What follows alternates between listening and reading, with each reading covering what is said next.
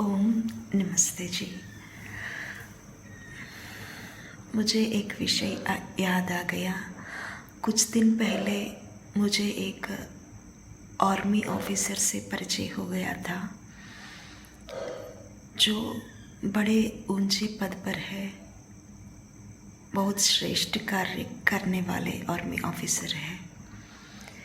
वो अक्सर उनके साहस कार्यों के बारे में मुझे बताते रहते थे, मैं भी सुनती रहती थी।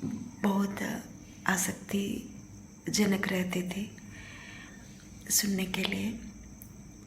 और एक बार हमारा संभाषण में उन्होंने बताया कि किसी दूसरे देश का वुमेन आर्मी ऑफिसर के बारे में बताते हुए, वीर को ही पता होता है वीरांगना क्या है, वीरांगना कौन है, इस तरह का एक वाक्य बोला था उस देश के आर्मी ऑफिसर को संकेतित करते हुए। तो मुझे ये ठीक नहीं लगा था उस समय, क्योंकि वीर वही होता है जो सज्जनों की रक्षा करता है, निर्दोषों की रक्षा करता है। वीर वो नहीं जो नादान मनुष्यों की हत्या करे और उस देश में जो राजा लोग हैं और राजनीति है वो विश्वव्याप्ति में विश्व भर अशांति फैलाने के लिए कार्य कर रहे हैं, विश्व भर में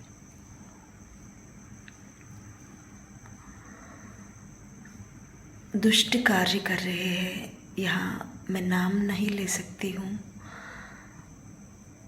तो उस देश में जो राजा लोग अधार्मिक कार्य कर रहे हैं, अगर ये ऑफिसर उनकी सहायता कर रहे हैं तो ये भी अधार्मिक कार्य ही कर रहे हैं ना। तो ये कैसा वीरांगना हो गई।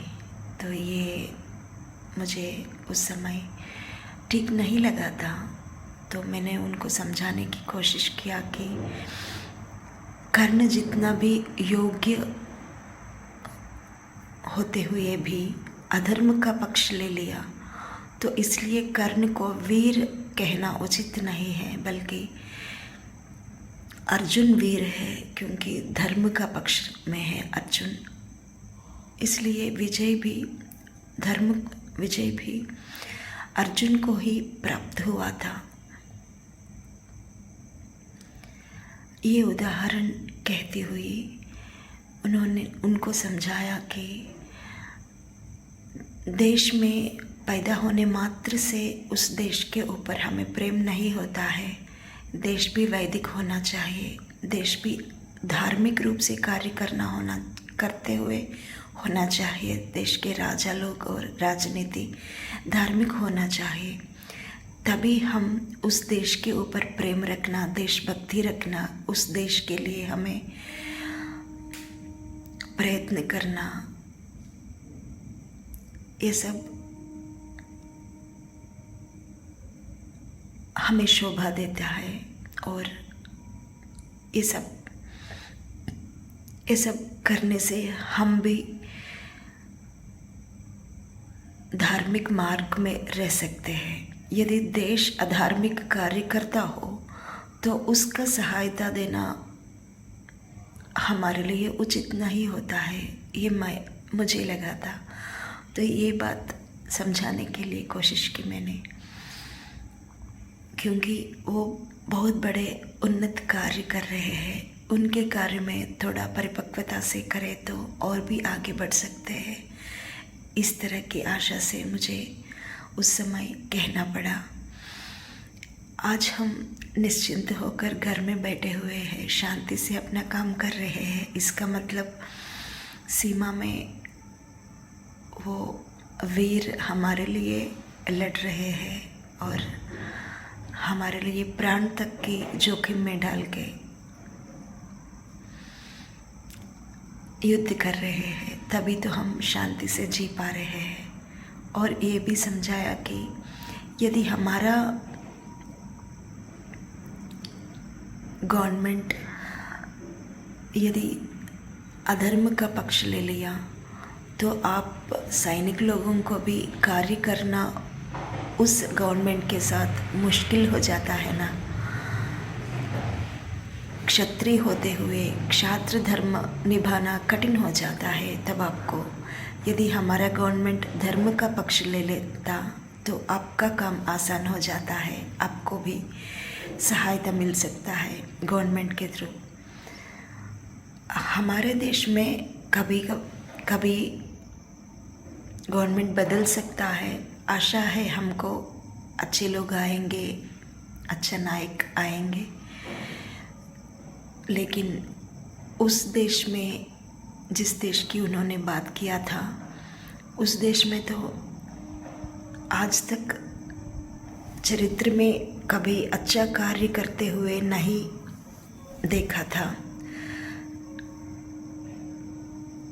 सभी समय अधार्मिक कार्य, दुष्ट कार्य ही करते रहे, तो वहाँ तो उनको मौका ही नहीं मिलता है।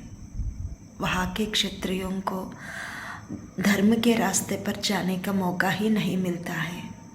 तो इसलिए वहाँ के सैनिक लोग जो वहाँ के गवर्नमेंट में जो दुष्ट कार्य करने वाला राजा लोगों का सहायता दे, तो ये अधार्मिक कार्यों में उनका भी योगदान होता है।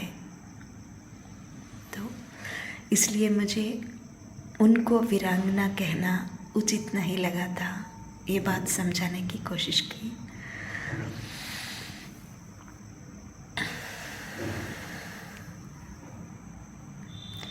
हम भारत जैसा पुण्य देश में हमारा जन्म पैदा हुआ है, हम तो इसलिए लगता है कि हमारे देश के ऊपर हमें इतना प्रेम है और भक्ति है। यदि हमारा जन्म अधार्मिक देश में हुआ होगा तो इतनी देश प्रेम और भक्ति रखने में कोई मतलब नहीं होता है। यही कहना मेरे उद्देश्य है। धन्यवाद जी, नमस्ते।